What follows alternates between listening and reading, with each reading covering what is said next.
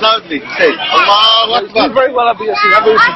Oh, sorry, good.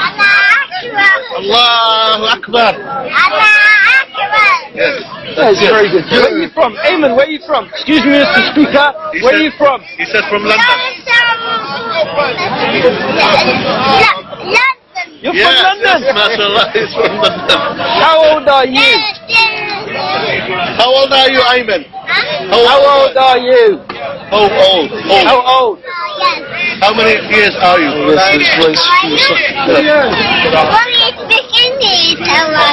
You speak English? You don't speak English? I'm speaking English. Yeah. What do you mean, no? Yes, I am. Yes. Yes. Yes. What language am I speaking then? No. What language is that? Chinese? I'm going. Fair enough. We're going to have to take it whatever you are. At this one point, no. At this one point, I don't believe. I believe that my faith is based on hard evidence. I believe that it's based on my own logic, my own understanding. It's not a blind faith, because I don't think that's a faith at all. I think it's your mind. It's your mind. It's your mind. I have. It's your mind. No, but if you're saying it is based on logic and understanding, and you I don't understand everything. Yeah, but I mean the fundamental, the core of it, the concept of the Trinity, I mean, is something which Christian theologians, having tried to explain it, gave up and say it's a divine mystery. So this is the very core of the religion. You know, so to talk about logic and rationalism after your very fundamental concept, you know, is irrational. It's irrational in the sense that, you know, when you add three things together, you don't get one, you get three. So this is the fundamental irrationality that you accept by faith. You accept by faith. And accepting it by faith, that's another thing. That's nothing that can be argued. But, you know, when we were talking before about, you know, Jesus dying, the concept of God dying, I mean, is in itself something irrational. Because when we use the term God, as God has always been understood by Jesus and by the prophets who came before him, was one who has no beginning or end. So to speak of God dying, meaning coming to an end, is something irrational.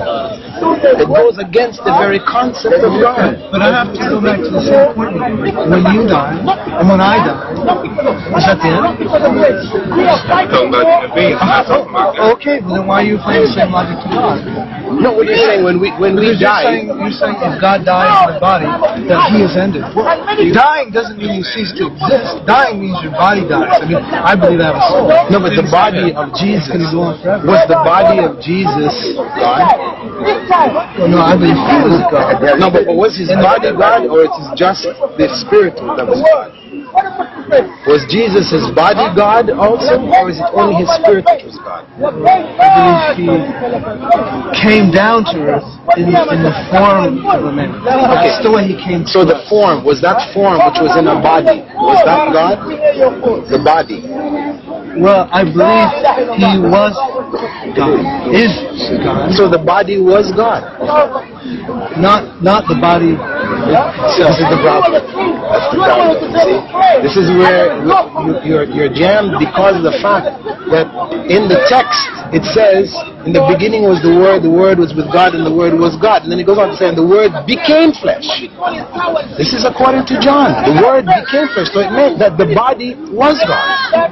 Yes, that's what that meant. But because of the problem which exists intellectually right now for you, you want to make that separation. And this has led in the church history to major upheavals, major breaks between Eastern Christianity, Western Christianity over the same issue of was Jesus God in the body and the spirit? Jesus was God, and how could he save himself from the Romans? Could he die? And he's not even a God, he's just a prophet. God sent him to set people from the right. Well, he could have saved himself from the Romans, but he chose not to because he wanted to save us. Yeah, because God is not that. God is up in the sky. He will never die and will never end, or he will never start up. I believe in this because I'm Muslim. I don't believe all these countries. And God said, pork is haram for us and it's haram for Christians, but you are eating it. There's a worm in that pig which kills people, makes idols. That's why all English people are ill. None of them are right. That's what I believe. Look at mine. Anyway, but I want to get back to the point. I don't understand why you can't believe. So you're saying you kind of pinpointed me when you said God is his body. Jesus was God. His body was God. Meaning either whole God, complete God, or was God, infused within a part of his creation, meaning that the body was created, but then God, the soul, filled that body and then moved around. So when the body died, it was the body dying and not God. That's, I can accept that one. Because this is where it seems that you're coming from. Let me tell you something. I don't know, maybe you never heard Christians say it. There's a lot of things I don't understand. I mean, there's things about Christianity, about life, about God, that I don't understand. In some ways, I'm glad that it's so, because if he's such a small God that I can understand everything there is to know about him, I have a real problem. That's not the kind of God, that's not God to me. It's not right. And so, in some ways, there's things I don't. I can understand the Trinity. I can understand three persons one God. I can understand relationship. I can understand the relationship between a father and a son. That is something I can understand. I can understand that God, a loving God, God, a loving God, will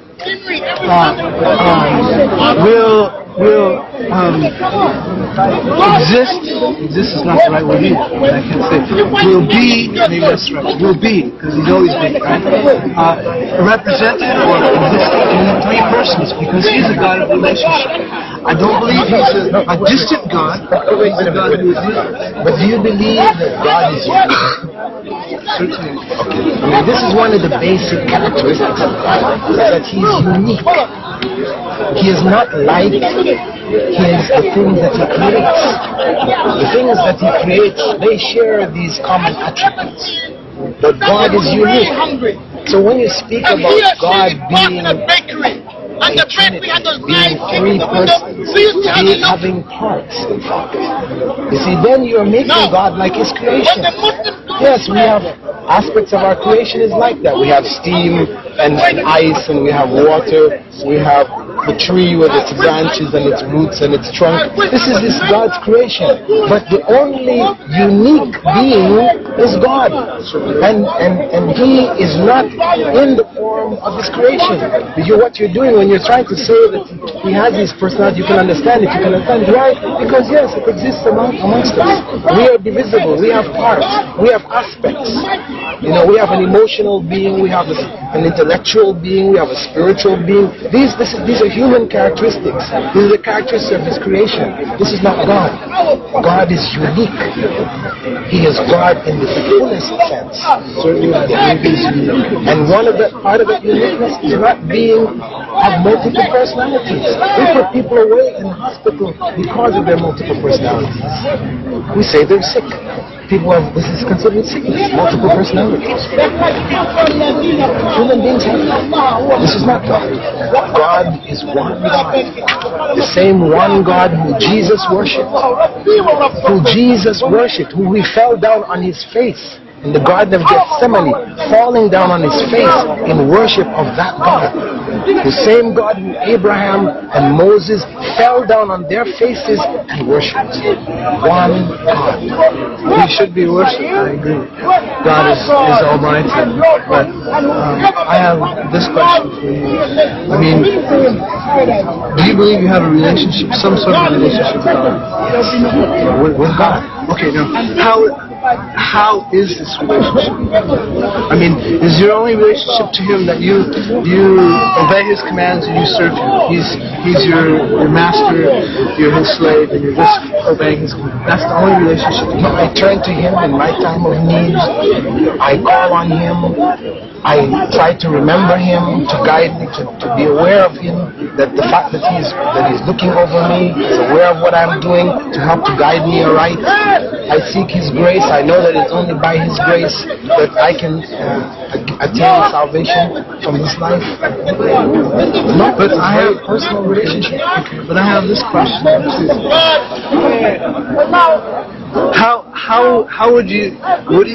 What is your concept of love in terms of a person loving another person? I mean, if you love somebody, will you spend time to be with them? Will you not? Will you go to be with them? I mean, say for instance you have a daughter, this little girl, she just came a few minutes ago. You love this daughter. You will go down to her and you will spend time with her. You will play with her. You will try to teach her. You will take the initiative. As father, maybe you're her father. You take the initiative to go down. The little girl may come to you, but if she doesn't, I'll tell you what, you're going to go get her, aren't you? Are you just going to let her go if she wandered off? No, because you're the father. You go get her. And I have this question. In Islam, I believe you have the only way that you believe that God has come to you is through the Quran. Through the Quran and through the Hadith and through the Quranic, through the teachings of Islam. Is that correct? Is that the only way that God has come to you? Is just through the books? What do you mean, come to? Shall we go to pray? Well, I'm just thinking, how did He come to you? I mean, how did God reveal Himself to human beings? So He revealed Himself to human beings through the prophets. Okay, through the prophets, through the Quran. But I have this in my mind. Is that Through the prophets, all of the prophets. that you know as a man or as a father, the way you would treat a daughter, the way you love her, the way you would chase her if she was running away. You would not wait for her to come to you if she was going to get hurt. You would go down and get her. Or even if she did something wrong. This little girl you love, maybe this little girl accidentally did something wrong and hurt somebody else. You would even go pay the person that your little girl hurt because you want your little daughter back to you, right? You might do that. That's a love. That is love. I believe God is the God of love, and I think He's given more than just the Quranic teaching. And the last prophet. But it's not just that. It's also stated in the Quran that when God created Adam, the time of the creation of Adam, all of that creation, all of the human beings who would exist in this world were created at the same time in the spiritual form, and they were made aware that God was their Lord. So it is, the revelation is a reaffirmation of that consciousness. So every human being who is born has as a part of his nature, a consciousness of God. You know, the society may deviate that individual or whatever, but that is there. Also, God sends signs to every human being throughout his life, throughout his or her life. You know, so it's not that the person is left alone. That it's only okay if you open the Quran or you open the scripture that you're going to see the signs of God. The signs of God are all around us. They're within ourselves. When we reflect in our sleep, in our dreams. How many times people have dreams which bring them into some kind of a sense of reflection and search for the truth because it came in a dream. Where did that come from? So the issue of God, leaving human beings, you don't look at God as having left human beings, but to try to compare again. When we talk about God being unique is unique in the fullest sense that you do not compare God in His relationship to His creation to you in the relationship to your daughter, where you have to go to your daughter because that's the only way. You cannot come in her dreams. You cannot reveal yourself to her in your dreams. God can. You see, so I'm saying that you cannot put that as a part of her psyche. There's so many limitations that you have. So you are forced to come to her. Whereas God doesn't have to become one of us to come to us. But you know what? I want to come to my daughter. I love my daughter. I want to come. And I'll tell you what, if I could communicate to my daughter in dreams and signs, and maybe even you can't. That's what makes God cannot. unique. But if I had the choice, I want to come to her directly. But the problem, I love her. I want to come to her. I don't want to give her dreams. But the problem with that is that in that example that you're giving, where you're trying to link it now with Jesus and God becoming manifest here, then you have a problem with all the generations that came before. So you're going to then say that God didn't love those earlier generations. He only loved the generations which came from Jesus' time and onward. When God became Jesus, became a man and came amongst people, now He is loving and kind to the human race and to those coming after. But all those who came before, He was not. So this way now you put God in a position of being unfair. But no, you see, where's the sense is the point that where we're coming from, you see, everybody is equal. It's the same for everybody. Everybody is born with that same consciousness. God revealed in everybody's psyche, in their dreams, their signs in their lives. Everybody has that sense of equality. We all can find God. But for you, you've made it very unique in the specific point in time and history, which then denies all of the other people who came, who didn't have the chance. All the people on this earth today who have never come across Christianity, who have never heard about Jesus, who have never heard. There are many people in different parts of the earth. So what? So God is not loving them also. So, but see, I agree somewhat with what you said before about this implanted thing we have. So we want to worship God. We want to love God. We have something in us that seeks God. We're spiritual beings. Spiritual being means somebody who seeks to worship. We want to worship. We know. And I believe I think maybe you were saying something about this creation. I mean, you look at creation all around. Springtime is incredible. It's incredible. I just look at it, it's so beautiful, and it tells me about God. And if I'm in some country, some place maybe where I don't have a Bible, sure, there's no Bible. There's no one has ever said anything about Christianity. But you know what? If I'm seeking, not everybody is seeking, but if I am, I will see it in the creation. Because God is in the creation. We can all agree. It's just amazing.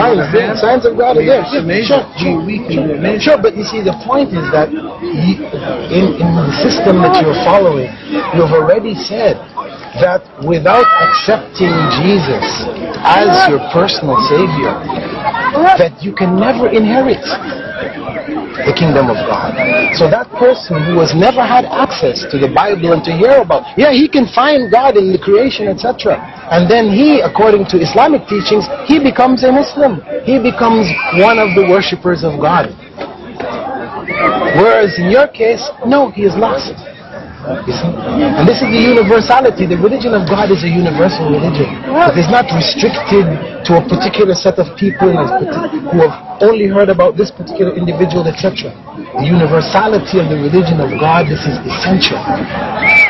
And this is the justice and the fairness of God with mankind, and also an expression of His love. Do you understand? I don't know if you understand. Please correct me if I'm saying something I know already. But do you understand what Christians believe about what the church is?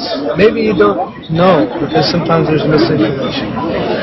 Christians, I'll say you're asking, right? Okay, I'll say that it depends on what Christian you are. The Eastern Orthodox have one view. The Western have another. The Protestants have one view. The Catholics have another. The Seventh-day Adventists have another view. The born-agains have another. So when you're saying, what do Christians believe about the church? God knows, brother. You have to go and find out which Christian are you talking about. If you want to tell me about your Christian, your version, okay, tell me your version. But I'll bring somebody from this audience here, who has another version of what the church is. Well, I mean, I just want to share with you. Yeah, I'm sure you got. Everybody, give us your version. We saw another version of Islam down here. Are you Christian or what? I'm a Christian. Which Christian you are? I'm a believer in Jesus Christ. I go to a Baptist church, but I'm not a Baptist. Which Baptist, Protestant, Baptist. So you do believe in Christmas, you do believe in Easter, you do believe... These are Christians talking. I believe Jesus. There's many divisions you can talk about in Islam. No, it's not the same.